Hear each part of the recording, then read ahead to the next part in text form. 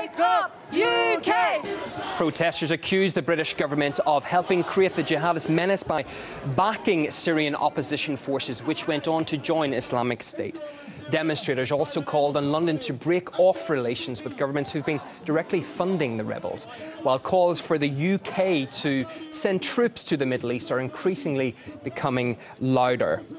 Well, let's try and cross now to RT's Polly Boyker, who's been following the developments for us all day. Who's beating the war drums the loudest, Polly?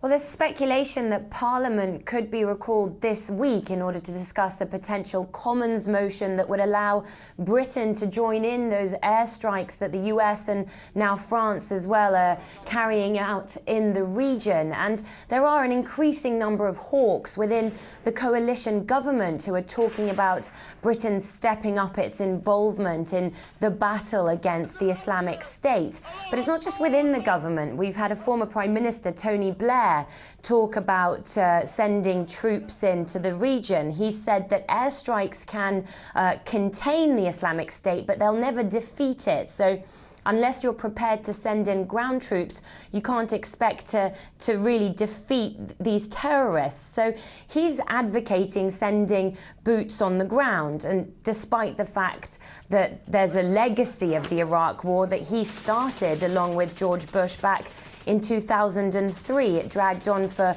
almost a decade and cost the UK more than £9 billion.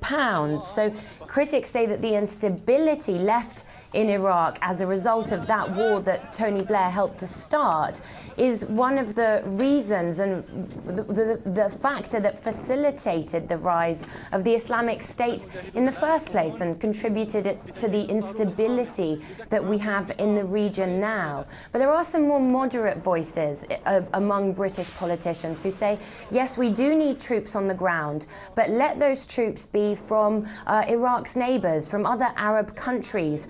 Otherwise, if you send in Western troops into Iraq and into Syria, well, then you're going to have the Islamic State present that as Western imperialism and Western intervention once again. And that could actually help to recruit more people to their cause. So a sense that they have to tread very carefully, watch their step, and act tentatively for the moment. Watch this space, as it were. Polly Boyker speaking to us from London. Thank you for the update.